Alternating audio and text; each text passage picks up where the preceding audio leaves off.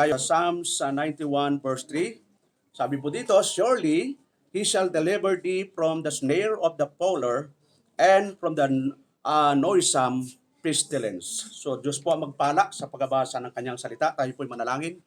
Ama, makapangyarihan sa lahat, salamat muli sa pagkakataon na kami po'y narito upang kayo aming sambahin sa Espiritu at katotohanan. Salamat o Diyos sa mga kapatiran na kahit maraming dapat pagkaabalahan namin na gawin, ay nagbigay po kami ng oras upang kami po ay sama-sama na magpuri, sumamba sa Espiritu at katotohanan. Salamat o Diyos sa tawa. Ngayong umaga ito, ang banal mong Espiritu ang magturo sa bawat isa amin, sa mga narito sa face-to-face at sa mga naka-join sa Google Meet. Nawa pagpapala po ang aming ranasan ngayong umaga sa pamagitan ng pakikinig ng iyong mga salita. Bigyan mo kami ng pangunawa sa pamagitan ng Banal Espiritu. Marami kami matutunan na, O Lord, upang kami po ay lumago sa espiritual na buhay. Lahat po na ito, Diyos, dinadalangin namin sa pangalan ni Jesus. Amen and amen. Sa iyo, makakaupo na kayo, kapatid, at purihin po ang Diyos sa umagang ito. At focus po tayo sa ating pag-aaral. Mga ano lang naman po ito, 45 minutes. So, tsaga-tsaga lang, wala munang kakalabit, wala munang magpupwentuhan. Focus lang po sa pakinig at para ma-absorb po natin yung ating pag-aralan ngayong umaga. So yung ating pag-aralan ngayon ay pinamagatang surely he shall deliver thee. Sa Tagalog, ano po yung sa Tagalog?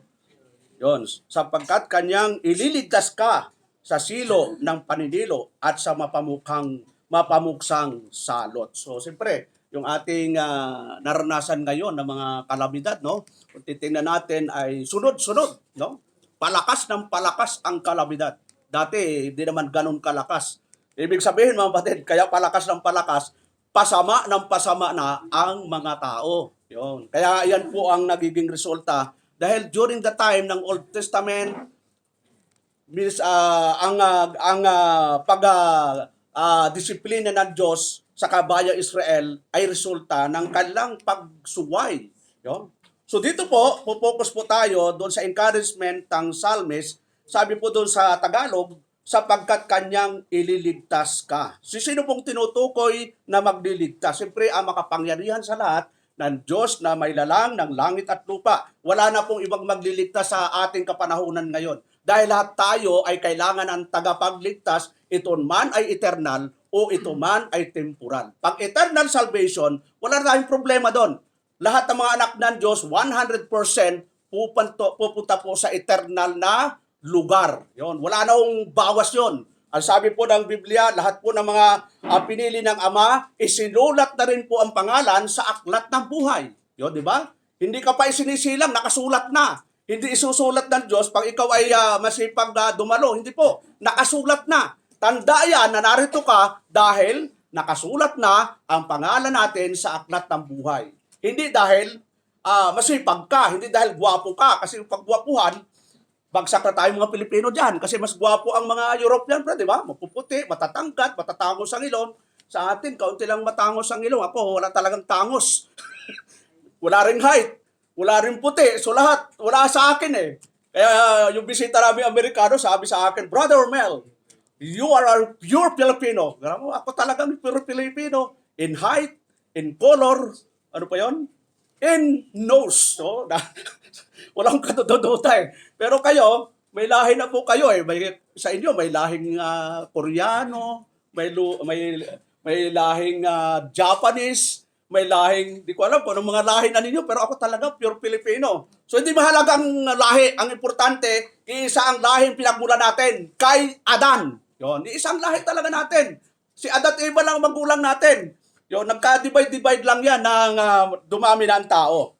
So, dito po, yung ating Diyos na mapangyarihan na handang magtumulong sa kanyang bayan during the time ng Israel, ito rin po ang Diyos natin sa ating kapanahunan na tutulong sa atin sa oras ng ating kagipitan.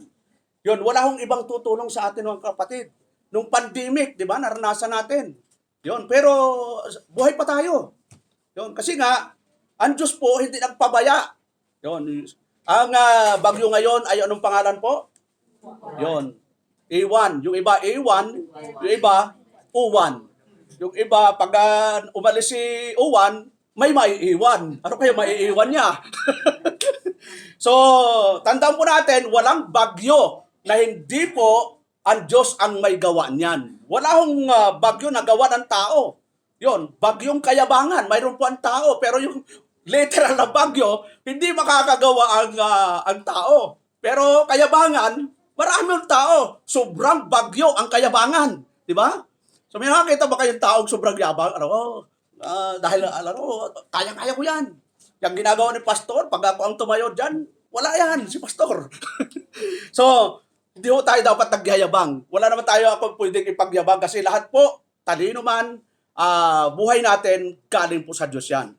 So, tinanong po natin yung ibang mga verses na kumikilala sa Diyos natin na makapangyarihan dito po sa Book of Psalms para makilala lang po natin ng lubos ang ating Diyos na mga pangyarihan dito sa Psalms 115, no? Verse 3. So ito yung pinaka-sovereignty of God na ang Diyos ay makapangyarihan sa lahat. Ang sabi po doon ng psalmist, but our God is in the heavens. He had done whatsoever He had blessed. Nasaan daw ang Diyos natin, mga kapatid? Nasa langit. Wala siya sa lupa.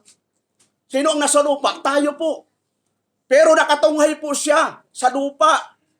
Yun, nakikita lahat ng ginagawa natin 24 hours. Magtago ka sa asawa mo, magtago ka sa magulang mo, magtago ka sa kaibigan mo. Ang Diyos, hindi ka makakatago. Bakit to? Hebrew chapter 4 verse 13. Lahat po ng bagay sa Diyos ay hayag. Tingnan po natin, mga kapatid. Hebrew chapter 4 verse 13, sabi po ng ating kapatid na Apostol Pablo, neither is there any creature that is not manifest in the sight. But, tingnan po natin, mga kapatid, no? Sabay-sabay nga tayo, mga kapatid. Yon, magbukas po kayo ng Bible. Huwag niyo akong titigan, baka matunaw po ako eh. Magbukas po kayo. Sabi po dito, either is there any creature that is not manifest in His sight, but all things, yon, sabi ni Apostol Pablo, are naked and open unto eyes of Him with whom we have to do. Lahat daw ng bagay, hayag sa Diyos. Walang pwedeng ilihim, walang pwedeng makatago sa Diyos. So, minsan nagtatago tayo sa pastor. Ako, abangan mo si pastor. Pag medyo 5 hakbang na si pastor, ihaagis mo yung pundador. Natatakot tayo sa Diyos, sa tao, pero sa Diyos, di tayo natatakot. Samantalang ang Diyos ang pwedeng magparusa sa atin. Ako, tinamo natin, pag naabutan ko ikaw, ano kung magagawa ko? Minsan, nahihiya na nga ako eh. Minsan, pag alam kong gumagawa ng mali, minsan, umiiwas ako. Akong nahihiya eh. Yun. Siyempre, mapapahiya din siya. Pastor, pasensya ka na talaga. Hindi ko talaga maiwasan. Kapag nakakita ako na medyo malamig-lamig, talagang yung aking lalamunan ay parang minamagnet. Yun. Kagaya ko rin noon eh. Ano, pag dumaan ako sa tindahan at may rep, kasi ako natutulog dyan time, 3 bote ng beer bago ako matulog. Kaya pag nakakita ko ng tindahan, talagang parang natutuyo yung lamunan ko, brad eh. Yun. Pero ngayon, katagalan, 20 years na po akong pastor eh. Alam nga naman ngayon pa ako bibigay, brad. Mga kapatid, pasensya na kayo. Hindi ko kaya talaga na hindi matiis na uminom na 3 buting, yung malaking beer. Yung lang, yung pilsen, yung maliit. Pero kung 3 malalaking beer, talagang patay lasing ka. So, lahat po ng bagay ay hayag sa Diyos. Kaya huwag tayo matakot sa pastor, sa kapwa-kapatiran. Sa Diyos po tayo matakot. Dahil siya po yung may kakayanang parusahan tayo. Yun. Tingnan po natin sa Ecclesiastes chapter 12. Yon. Para lang may background tayo kung sino yung Diyos natin na pwede nating katakutan. Sabi po sa 12:13, anong sabi ni King Solomon? Si King Solomon po ang sumulat nito. Ang sabi niya sa 13, let us hear the conclusion of the whole matter. Per God, yun, sa Diyos daw tayo matakot. Per God, and keep His commandments, for this is the whole duty of man. So yung duty ng lahat ng tao, lahat ng anak ng Diyos ay matakot sa Diyos at sumunod sa kanyang mga utos. Hindi dapat kinatatakutan yung bagyo. Yun, matakot po tayo sa Diyos dahil kayang tunawin ng Diyos yun. Maalala natin si Jonah. Di ba, napakalakas na bagyo. Pero nung inihulog si Jonah, nawala yung bagyo eh. Sino kaya ang pwedeng ihulog natin para maulan? Dalawa sa panahon ni Jonah, nung inihulog si Jonah, nawala yung napakalakas na bagyo. Bakit? Hinahabol ng Diyos yung Jonah na ayaw sumunod sa Diyos. Sabi ng Panginoon, Jonah, pumunta ka sa Ninive, mangaral ka doon, sabihin mo, magsisi sila sa kasalanan. Ayaw ni Jonah. Matigas ang ulo. Ay akala ni Jonah, makakatakas siya sa kapangyarihan ng Diyos. Hindi po. Kaya nung pinabagyo ng Diyos, ang lakas. Kaya makita natin na hindi tayo makakatakas sa Diyos. Kaya, mga kapatid, makikiusap po ko sa inyo. Yon. Ito na ang panahon para tayo po ay magseryoso na maglingkod sa Diyos. Yon. Huwag natin gawing biro. Dahil sabi ng Galatians chapter 6 verse 7, tayo minsan pabiro-biro, okay lang naman. Tuwing Sunday lang, okay lang. Nakaupo ako dyan, parang makadiyos ako. Pero sa reality ba talaga mga kapatid? Totoo ba talaga tayong makadiyos? Tingnan po natin, sabi ni Apostol na Pablo, sabi doon, be not deceived. Sa Tagalog, huwag kayong padaya. Ang Diyos ay hindi napabibiro. Anong sunod? Sapagkat ang lahat na ihasik ng tao ay siya namang aanihin niya. Ano bang inihasik natin mga kapatid? Mabuti o masama? Dapat mabuti. Kasi hindi ka aani ng mabuti pag ang inihasik mo yung masama. Kaya masama ang loob. Masama ang loob sa asawa. Masama ang loob sa kapitbahay. Masama ang loob sa nanay. Masama ang loob sa anak. Lahat masama ang loob. Masama ang loob sa pastor. Ano ang resulta ng masama ang loob? Di ka makatulog. Di ka makakain. Ano pa? Panakikita mo yung kasamaan ng loob, tumataas yung BP mo, baka matuluyan ka. No, di ba? Ang ganda kaya nung naglalakad ka na wala kang kasamaan ng loob, na naglalakad ka, to God be the glory, Brad, kamusta? Yun. Kahit mga kaaway mo, Brad. Ako dito sa Belmont, dami nang persecute sa akin eh. Dami nang nagsalita ng alam mo yung pastor nyo, ganito, ganon. Ang pastor nyo ay maitim, maliit, alam mo, sabihan ka doon, sasama talaga ang loob ko, pero sabi ko, Lord, ito naman binigay mo sa akin, alam namang sisihin kita, di ba, Brad? Kung ano yung bigay ng Diyos, pasalamat tayo. Dahil kung kasing tangkad ko si Michael Jordan, wala ako dito. Nasa, ako sa NBA. O, edi walang pastor, mabuti na lang, ganito ang height ko. At ako'y naging pastor.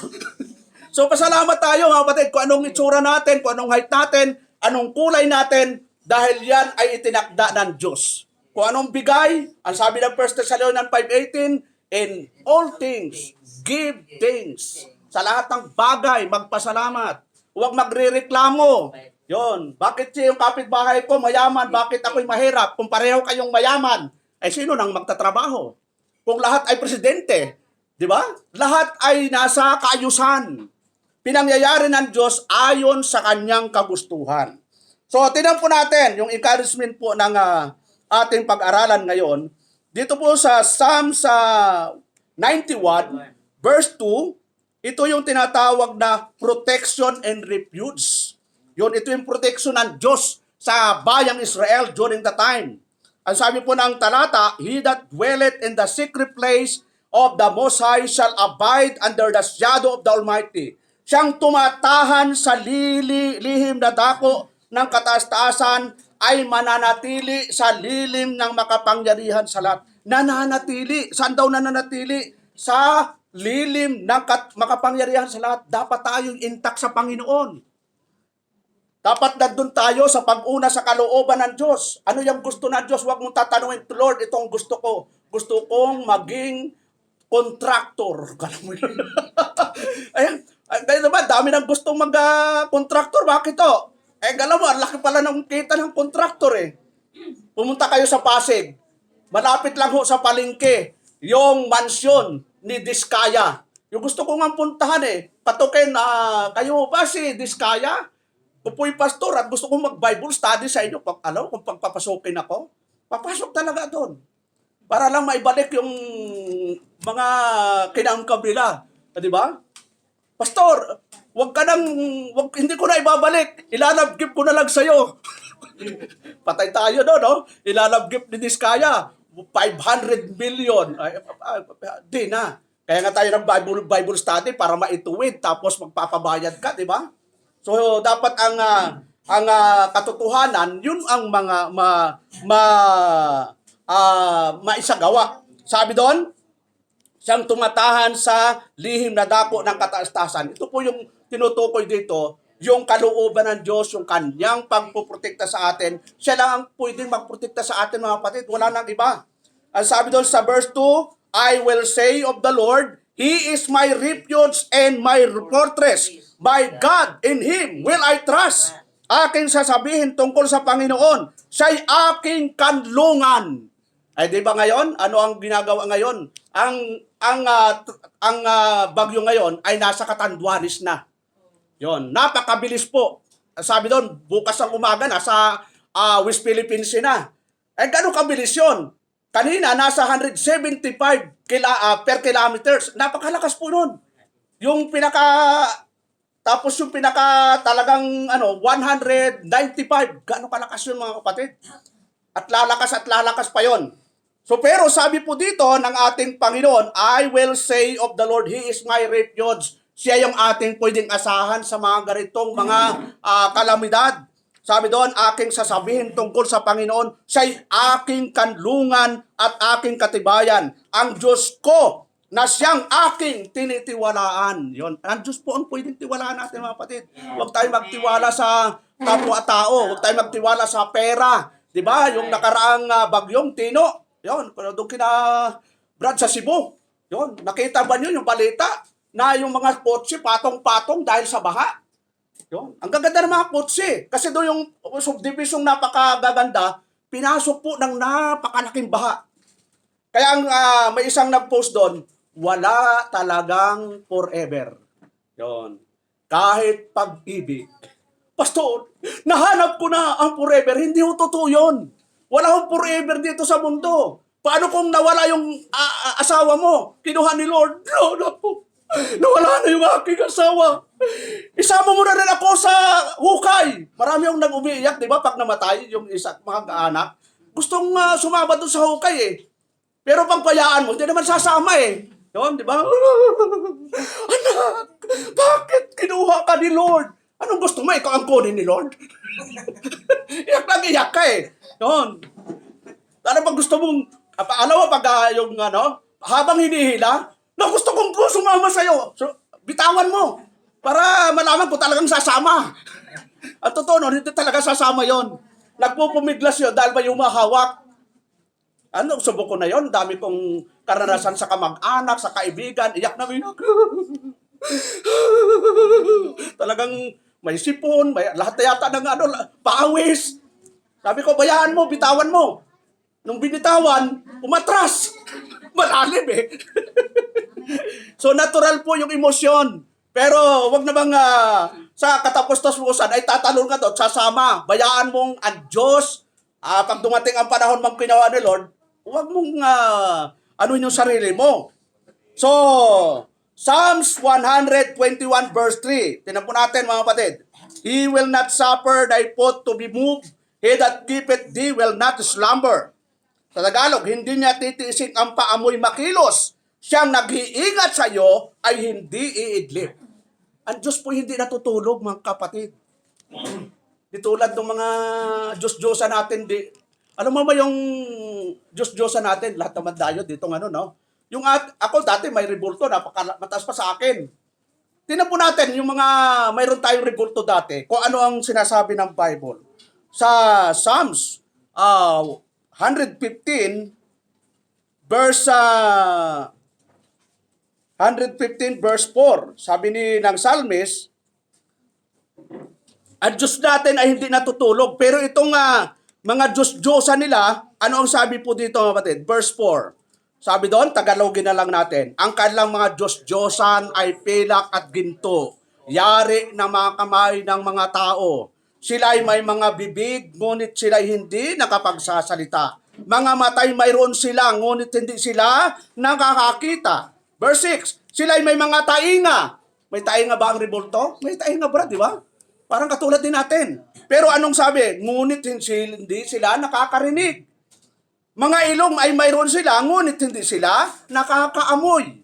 Ano pa? Verse 7. Mayroon silang mga kamay, ngunit hindi sila nakakatangan. Mga paa mayroon sila, ngunit hindi sila nakakalakad. Ninangagsasalita man sila sa kanilang ngalangala. Kaya nga, di ba, pag may kalamidad, ano ang unang hinahawakan dati natin pag may bagyo, may sunog? Yung rebulto na dapat siya ang magligtas sa atin, pero baliktad eh. Siya pa ang magliligtas sa iyo. Kung talagang totoong Diyos yon, dapat siya ang kakapit sa atin. Pero yung Diyos natin, sabi ng Bible, ang Diyos po natin ay hindi natutulog. Ay tutulog na tulog, hindi nga nakakakita, hindi kumikilos, yung tainga, hindi nakakarinig. Kahit anong pray mo doon, Lord, maawa ka, Lord. Kahit kantay mo, Lord, patawad. Bingi po yun.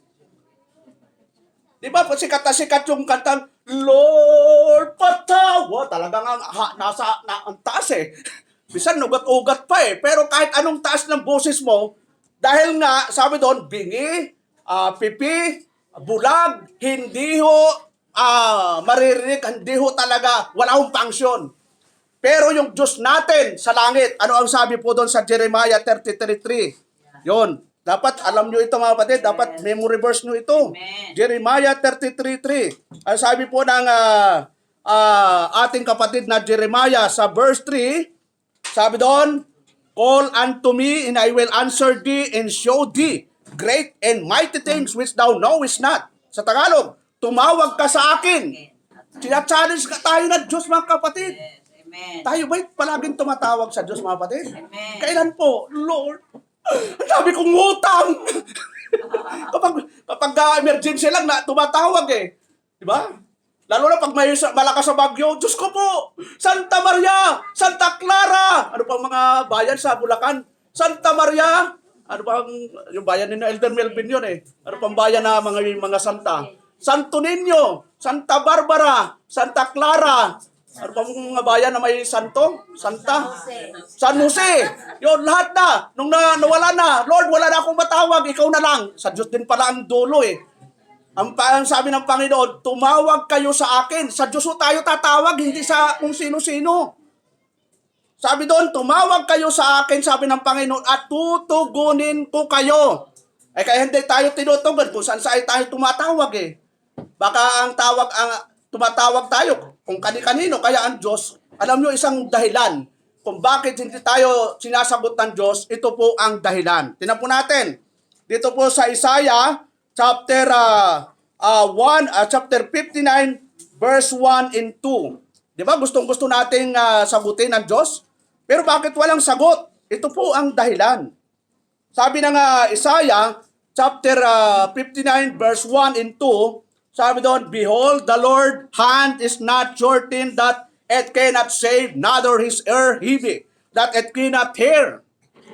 Tapos sa verse 2, but your iniquities have separated between you and your God, and your sin have hid his face from you, that he will not hear. Kundi pinapaghiwalay ng inyong mga kasamaan, kayo, at ang inyong Diyos. Ang nagiging dahilan para magkaroon tayo ng malaking gap sa Diyos, yung kasalanan. Yun. Sino ngayon dito ang walang kasalanan? Taas po. Tumayo po ang walang kasalanan. Kaya nga po, dahil may kasalanan din po ako eh. Lahat po tayo. Wala hong, sabi nga ng Bible, walang matuwid, wala, kahit isa. Kaya hindi po tayo magyabang. Kaya nga sabi ng Panginoon, huwag kang magtuturo. Yun. Bago mo sabihin na may puwing yung katabi mo, baka tignan mo muna ang sarili mo, baka puro uling ang mukha mo. Kasi ang tao mahilig mag-judge eh. Alam mo, Brad, may impyerno ka, Brad. Alam mo, Brad, ang sama ng ugali mo. Ikaw, maganda ba ang ugali mo? Yon. So, kasalanan ang nagiging dahilan. Kaya, bago tayo humingi sa Diyos, ano ang gagawin natin? Mag-pray muna tayo. Humingi tayo ng tawad sa Diyos. Lord, ang dami kong pagkukulang sa iyo. Hindi ako nakapagbasa ng Bible, pero nakapagbasa ako ng Facebook. Hindi ako nakapanalangin, pero nakapagchismisan ako. Alam mo, hindi ka nanalangin, pero punta ka sa kapitbahay, 3 oras, nakipaghuntahan ka, alam mo, Brian. Ang tawag mo pa, pre. Pero yung manalangin ka, na panalangin lang ay, Lord, gabayan mo kami ngayon na may kalamidad ngayon, pumikit ka lang, wala pang isang minuto, pwede kang mag-pray sa Panginoon. Hindi naman kailangan ng prayer, napakahaba. Katulad ng ibang prayer, alam mo, pag ang kasama mo'y Pentecostal, pag kumakain, Brad, nako, pati nagbayo, nagsain, pati kaldero, pati yung panghalo, ipinag-pray. Eh di matapos yun, gutom na gutom ka na. Ang prayer po hindi dapat matagal. Halimbawa, matutulog ka. Anong ipag-pray, Lord? Nawa, gabayan mo kami sa aming pagtulog sa pangalan ni Jesus. Amen. O, hindi napakaikli. Mayroong nagpe-pray, Lord, gabayan mo kami sa aming pagtulog, yung una na ito, Lord, at yung kumot. Nawa, Lord, yung mga ipis, nawa hindi po kami magapangan, yung mga butiki, nawa, lahat na. Alas 12 na, hindi ka pa natatapos sa pagtulog, kaya yung mata mo, napasok ka na tuloy ng ipis. Ang prayer po, hindi kailangang napakahaba. Sabihin mo lang na, Lord, gabayan mo ko ngayong gabi, sa pangalan ni Jesus, Amen. Dahil ang Diyos po ay hindi bigi. Dahil bago tayo mag-pray, alam na ng Diyos yung kailangan natin. Ang kailangan lang, naglalambing tayo sa ating Diyos na mga pangyarihan sa lahat. Parang anak po yan eh. Amen. Mga anak, maglambing kayo naman sa magulang. Anak, o mga anak, dito ang tingin. Naglambing na ba kayo sa magulang nyo? Anong paglalambing nyo? Ma, baon ko! Hindi lambing yun. Parang pwersahan na yan. Ang paglalambing ganito, mga anak. Mami, I love you very much. Oh. Kaya natin yan. Hayaan mo, pag ako'y nakatapos, tapos na rin po ang buhay natin. Ibig sabihin, yung sitwasyong ganong hirap, palibil up. Yun, hindi. Ako tate, nasa probinsya, Brad. Nasa bundok kami nakatira. Tanaw na tanaw ako yung barko. Yun, 3 oras ang lakad mula sa tuktok ng bundok bago ako makababa doon sa tabing dagat. Ang barko, pag nandun ka sa bundok, ganun lang kalaki. Pag nandun ka sa dagat, malaki-laki. Sabi ko, kaya ako makakasakay dyan? Yun ang pangarap ko lang, makasakay. Yun. Nung tapos ang high school, nakasakay naman. Sabi ko, paano ko na ako maging kapitan kaya dito? Pangarap ko na nakasakay, maging kapitan naman ng barko. Yun. So, ang dami kong pangarap. Siyempre, sabi nga ng Bible, nasa atin ang pagpaplano, pero sa Diyos pa rin ang pagpapatupad. Hindi ko porke nagplano tayo, yun talaga ang matutupad. Dami ko rin gustong ligawan. Ang problema, wala namang gusto sa akin. Yun ang malaking problema, di ba? So, nag-pray lang ako ng Kristiyano, Lord, kung sino ang kalooban mo, yung maka-Diyos, ayan, binigay si Mrs. Alam namang maghanap ako sa labas, nasa loob na ng simbahan. So, focus lang tayo sa ministry ng Panginoon, mga kapatid. So, yung kasalanan, para malaman mo kung nagkakasala ka, magbasa ka ng Bible. Nandito na lahat. Yon, kita mo, no? Itong Bibliang ito, dito malalaman mo kung tama, mali, yung ginagawa mo. Yon. Ito yung pinaka-guidelines natin. Hindi itong alerto na ito. So, ganun lang naman yan. So, paki-silent lang. Sabay-sabay po tayo, pati sa akin eh. Sabi sa akin, Pastor, umanda ka. So, enjoy lang po natin. Nag-alert lang po yan kasi yung bagyo kasi, kaninang umaga, madali araw, nasa Catanduanes. So, papasok na po yun sa Aurora. Pagdating sa Aurora, Isabela. So, para tuloy akong pag-asa eh. Kasama na lahat, reporting. Malaki ang bayad po doon, pati reporting. So, sabi dito, balik po tayo doon sa ating pinapag-aralan, mga kapatid. Punta po tayo doon sa Psalms 12, 121. Sabi doon, hindi siya titiising ang paamoy makilos, siyang nag-iingat sa iyo ay hindi iidlip. Yun, Isaiah 41:10, tinan po natin, mga kapatid. Fear thou not, for I am thee. Be not dismayed, for I am thy God. I will strengthen thee. Yeah, I will help thee. Yeah, I will uphold thee with the right hand of my righteousness. Yun. Sabi sa Tagalog, wag kang matakot sapagkat ako'y sumasayo. Huwag kang manlupaypay. Tingnan mo ang katabi mo kung lupaypay na. Mga kapatid, ano ang number one nakakalupaypay sa tao? Sige nga mga kapatid, kapag dumating ang mga due date at wala kang pambayad, lupaypay ka talaga, sino kayo mautangan? Ay, may utang ka na. Wala namang papautang sa'yo kasi puro ka utang na. Nautangan mo na ang G-loan, nautangan mo na ang ano pa yung mga G-gives. Nasa Gcash po yun eh. Para mag-emergency kayo. G-credit. Lahat ng credit. Nagawa mo na. Kaya nung nasingil ka, nagtatago ka na. Parang alam na alam yung mga naglo-load sa G-loan. Hindi masamang mangutang kung naalala yung magbayad. Kasi ang Pilipinas, mataas po ang credit rating. Bakit to? Maganda magbayad ang Pilipinas. Habang maganda ang bayad mo, lumalaki yung offer sa'yo. Diba? Ako nga, ino-opera ng GCash, malaki. Tapos home credit. Kasi si Amiel, nagbubili ng bike, tsaka cellphone. Aba, bumubulusok yung offer sa akin. Sabi ko, ayaw ko na. Ang laki pala ng tubo. Maganda yung pag-ipunan mo na lang para maganda pag pinag-iipunan na lang kaysa naman ipangutang mo sa home credit. Dubli-dubli pala ang tubo dyan. Yun. Hindi papayag sila 1 year to pay. Gusto nila 2 years, lalo na pag cash loan. Hindi sila papayag. 1 year to pay, ang laki na. Palaging 2 years kasi automatic na yun, malaki ang tubo nila. So, tayo sabi ng psalmist, mga kapatid, huwag kang madismaya. Yun. May dismaya pala dito, di lang yung contractor sa Bible, may dismaya, brad eh. Biblical pala yung dismaya eh. Sabi ng Panginoon, fear thou not, for I am with thee, be not dismayed, for I am thy God, I will strengthen thee, I will keep thee, I will uphold thee with the right hand of my righteousness. Psalms 46 verse 1, mga kapatid, sabi doon, to the chief musician, to the son of Korah, a song upon Alamot, God is our refuge and strength, every present help in trouble. Ang Diyos ay ating ampunan at kalakasan, handang saklulo sa kabagabagaban. Yun. Kapag may problema po tayo, walang ibang sasaklulo sa atin, mga kapatid, Diyos lang. Yun. Sasanggain mo ba yung napakalakas na hangin, 900 kilometers per hour? Pwede mo bang sanggain yon? Pwede ka bang, sige!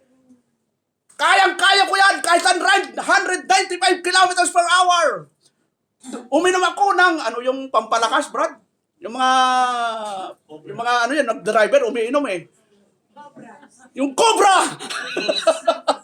Uminom ako ng 5 Cobra, kaya kahit 200 kilometers per hour yan, kaya ko yun. Hindi ka obra doon. Kahit ka kotse, nababalibang, ikaw pa.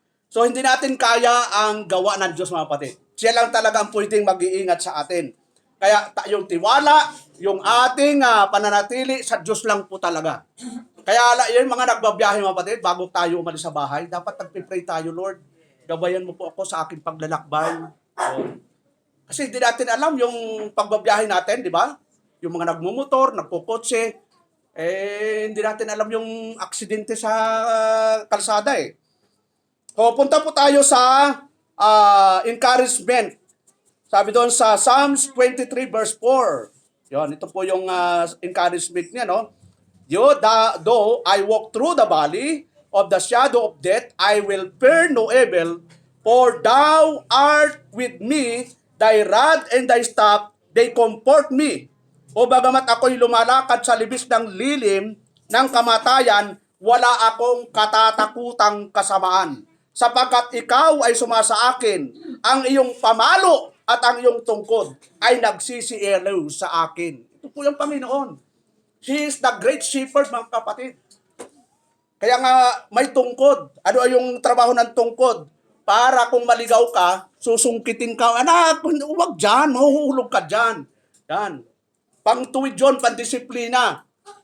Sabi doon, ikaw ay sumasa akin, ang iyong pamalo at ang iyong tungkod ay nagsisialiw sa akin. Yung salita ng Diyos, mga kapatid, ito yung nagbibigay kaaliwan sa atin. Kaya importante palagi tayong nagbabasa ng Bible, mga kapatid. Kung anak tayo ng Diyos, kahit sino bang nakakabasa sa inyo ng 1 hour, mga kapatid? 1 hour a day. Yon, kami dati, record ni Pastor, 1 hour a day talaga. Pag nagbasa po kayo ng 1 oras sa isang araw, 1 oras lang sa isang araw, 3 buwan matatapos nyo, Genesis to Revelation. Ibig sabihin, sa isang taon, ilang beses nyo mababasa ang Biblia? Kung 1 hour lang. 4. Ang tanong, ilang taon na kayo dito? Nakailang ikot na po kayong pagbabasa? Pastor, yuyuko na lang po ako. Ito, encourage ko sa inyo, kapatid. Magsimula na po tayong magbasa ng Bible. Ito po, ganito lang po ang pagbabasa. Bukas kayo ng Genesis. Yon. Halimbawa, Pastor, ang kaya ko lang 1 chapter. I-goal po nyo 1 chapter lang. Kung yun lang kaya. Kung kaya nyo 2 chapter, ayan, tatandaan lang nyo kung saan kayo nagtapos. At alam nyo, habang nagbabas kayo ng Bible, lalo kayong napapamahal sa Diyos. At kapag napapamahal kayo sa Diyos, yung pag-iingat niya, yung pagpapala niya, lalong ibinibigay sa atin. Bakit to? Kala mo, minamahal mo yung kanyang salita. Kapag hindi mo minahal yung salita ng Diyos, paano mo sinasabing mahal mo ang Diyos? Ang sabi ng Panginoon, sinasabi niyo mong mahal niyo ako, pero hindi naman niya sinusunod yung utos ko. Ay, paano masusunod mo? Hindi ka nagbabasa. So, yung magbabasa po tayo. John 4:27, mga kapatid, yan. Sabi doon, peace I live with you, my peace I give unto you, not as the world give I unto you, let not your heart be troubled, neither let it be afraid. Sa Tagalog, ang kapayapaan iniiwan ko sa inyo, ang aking kapayapaan ay binibigay ko sa inyo, hindi gaya ng ibinigay ng sanlibutan, ang ibinigay ko sa inyo, huwag mangalumihan ang inyong puso, ni matakot man. Ang problema talaga sa tao natin, ang puso natin, minsan talagang punong-puno ng takot. Sa palagay nyo, mga kapatid, kung nandun kayo sa sentro ng bagyo, di ba kayo matatakot? Aminin natin, matatakot talaga yun. May puso po tayo, mabuti kung wala tayong puso. Pastor, dukutin ko yung puso, wala ka nang pakiramdam nun. Hindi mo na mararamdamang lumilid-dol, hindi mo na mararamdam kasi patay ka na wala ka ng puso Matanggal na ang 2 kamay mo, matanggal na ang 2 paa mo, tainga, ilong, mata, huwag ka lang matanggalan ang puso. Kasi nga, yan sabi ni King Solomon, gaano kahalaga yung puso sa atin, mga kapatid. Ito yun. Proverbs chapter 4, verse 23. Ang sabi ni King Solomon, kung gaano kahalaga yung puso, sabi niya sa Proverbs 4:23, sabi niya, keep thy heart with all diligence, for out of it are the issues of life. Lahat ng issue ng buhay nagsimula sa puso. Bakit nagnakaw? Galing mo sa puso yun. Kahit ang Panginoon, sabi niya, lahat ng kasamaan nagsimula sa puso. Mark chapter 7. Kaya ang issue talaga sa puso. Mark chapter 7 verse 21. Ano ang sabi ng ating Panginoon, mga kapatid? Sabi doon, for from within, out of the heart of men, proceed evil thoughts, adulteries, fornication, murders, thefts, covetousness, wickedness, deceit, lasciviousness, and evil eye, blasphemy, pride, foolishness. Tagalogin ka natin. Sabi doon, sapagkat mula sa loob, saan daw mula sa loob? Sa puso ng mga tao, lumalabas ang masasamang pag-iisip. Kaya pala nag-iisip ng masama, galing sa puso talaga yon. Masama talaga yung puso niya. Ang mga pakikapit, ang mga pagnanakaw. Yon, ang daming pagnanakaw ngayon. Sino bang alam yung mga magnanakaw? Mga bilyon-bilyon na ninakaw. Ang tanong lang, sino ang malaki ang kasalanan? Yung nagnakaw ng 1 bilyon at nagnakaw ng piso. Sino mas malaki ang kasalanan doon, mga kapatid? Parehas lang po yun sa tingin ng Diyos. Pero kung sa tao, patatawarin pa yung piso Ang tinitingnan kasi ng Diyos, yung puso. Parehas lang ang intensyon nila Magnakaw, nagkataon lang na yung ninakaw ng piso, yun lang naabutan. Paano kung naabutan ay milyon din? Bagbag na pera, kukunin din niya yun kasi yung piso nga, nakuha niya So yung puso ang pinaka-problema talaga natin, mga kapatid. Kaya sabi ng Panginoon sa verse 23, all these evil things, lahat masama pala yun. Hindi mabuti. Come from within and defile the man. Ano yung sa Tagalog? Ang lahat ng masasamang bagay na ito ay sa loob nagsisipang galing at nakakahawa sa tao. Nakakahawa yan. Kaya kapag ang kasama mo yan, isa dito, at palagi mo siyang kasama, mahahawa ka. Kaya ano ang encouragement ni Apostol Pablo? 2 Corinthians chapter 6, verse 14. Tinan po natin, mga kapatid. Verse 14, sabi po niya, but you not unequally yoked together with unbelievers. For what fellowship had righteousness with unrighteousness? And what communion had light with darkness? Kaya kapag gumagawa nito, kasama mo, mahahawa ka.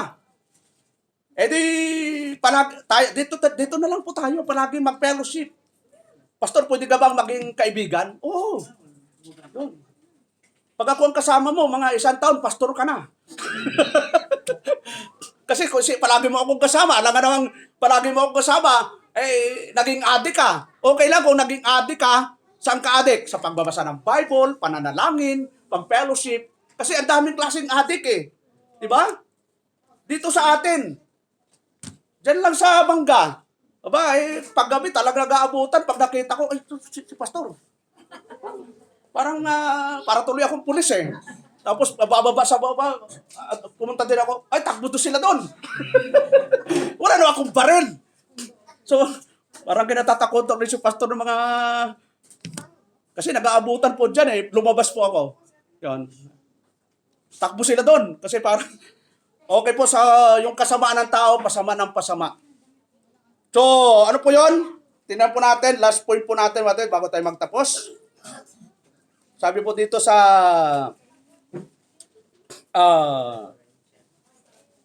Joshua 1:9, Sabi ng Panginoon kay Joshua, have not I commanded thee, be strong and of a good courage. Yun, good courage. Ano sa Tagalog yung good courage? Hindi ba kita inutusan, ikaw ay magpakalakas at magpakatapang? Yon, ang Kristiyano, malakas at matapang. Hindi mo matapang sa pag-aaway matapang na harapin ang mga pagsubok, matapang na sumunod sa kalooban ng Diyos. Yun po ang katapangan. Ngayon, matapang na mangurakot. Yun, daming matatapang ngayon Yun, mula sa barangay hanggang sa kataas-taasan, ang daming matatapang. Ang kasunod ng matatapang, makakapal. Ano ang makapal? Una, yung mukha nila. Pangalawang makapal, bulsa nila. Yun, daming makakapal, no? Ang sabi nila, paldo-paldo na. Yun, makakuha ng isang kontrata, paldo-paldo. Samantalang yung mga apektado, baha na, namatayan na. Nawala yung ari-arian. So, ipag-pray lang natin. So, ano yung lesson natin, mga kapatid? God provides ultimate protection and security for those who trust and will Him. Magtiwala lang tayo sa Diyos. At yung total na protection, ipagkakaloob talaga, mga kapatid. Ako, ranas ko rin. Ilang taon na akong pastor. 20 years na pa akong pastor. Pero biyaya ng Diyos, hindi ho siya nagpabaya sa akin. Dati dito sa tulay, di ba? Dati ho yan, walang ilaw. At dahil may nakatambay na adik. Minsan, naabot ko ng alas 12, alauna. Alam mo, pag dumaan ako, Brad, kahit mga adik, good evening po, pastor. Yung mata, nakaganon. Delikado tayo. Biyaya pa rin ng Diyos, iniingatan ako Pag nagbabiyahe ako sa, Cagayan, kahit sa Mindanao, sa Pagadian, blessing ng Diyos Nandun pa rin yung pag-iingat niya. Kasi bago ako umalis, sabi ko kay Mrs., bago ako umalis, baka hindi ko alam kung ito na yung huling pagkikita natin. Yun. Hindi naman siya umiiyak. Hindi ko alam kung masaya siya o malungkot. Magpapaalam ako kasi ganun na talaga Yun. Minsan, pinag-uusapan nga namin sabi ko kay Mrs., kung ako ba'y mawala, mag-asawa ka ulit? Sabi, naku, hindi na! Sabi niya, kung ako'y mawala, mag-asawa ka, hindi ko alam. Mahirap hindi ko alam. Kasi, sabi Kasi wala na siya eh. Ano ba? Kasi tayo po, pwede mag-asawa ko kung patay na po yung asawa natin. Ayoko namang mag-asawa ng buhay pa siya. So pinag-usapan namin yon. Kasi siyempre, kung ako po kung sakali man, no, hindi ko maging kasama sa ministry, wag na. No? Yung magiging kontra lang sa akin. Alam mo, nagbabiyahe akong saan-saan, tapos si text, umuwi ka na! Umuwi ka na dito, pag hindi ka umuwi, wala ka nagdarat ng asawa! Si Mrs. kahit ilang linggo ako, alam mo, sa Malaysia, 1 buwan kalahati ako sa Malaysia. Wala akong narinig na anumang negative sa Mrs. ko. Kahit ako saan pumunta. Yan. Pwede naman siyang sabihin, ano bang ginagawa mo dyan? Wala siyang negative na iniisip. May mataas yung tiwala. Kasi pag nawalan ka ng tiwala sa asawa mo, wala na eh. So kailangan na taasan yung tiwala. So, God provides ultimate protection. Sabi doon sa 6:15, He shall call upon me, and I will answer him. I will be with him in trouble. I will deliver him and honor him. Siya'y tatawag sa akin at sasagutin ko siya. Ako'y sa kanya sa kabagabagan. Ako'y aking ililigtas siya at pararangalan siya. Verse 16, with long life will I satisfy him and show him my salvation. Aking bubusugin siya ng mahabang buhay at ipakikita ko sa kanya ang aking pagliligtas. Ito yung pinaka-lesson natin. Na ano man ang mangyari, sabi ng Hebrew 13:5, hindi ko kayo iiwanan, hindi ko kayo pababayaan. Yung si Brother Arias, yung nasa Cebu, pinikwento niya, yung hangin, sumisipor. Nakakatakot yun. Pero biyaya, nandito rin si Brother Arias, buhay pa eh. Piningatan talaga ng Diyos. Talagang kung hindi tayo iningatan, ay yung hangin talagang kahit pwedeng wasakin yung So, totoo po yung sabi dito na ipoprotektahan tayo ng Diyos sa mga kalamidad, sa mga ganitong mga sitwasyon. Basta manatili lang tayo tapat sa Panginoon. Yes. Amen. So tayo tumayo, kapatid, at tayo po yung manalangin. Salamat o Diyos sa umagang ito, sa iyong kabutihan, sa iyong biyaya. Salamat muli sa mga salita mong amin na pag-aralan. Nawa, kayo po ang mapuri sa aming mga buhay. Nawa, patuloy mo kami turuan sa aming mga gagawin sa araw-araw. Lahat mo na ito, Diyos, dinadalangin namin sa pangalan ni Jesus. Amen and amen. Okay, Brother Rick?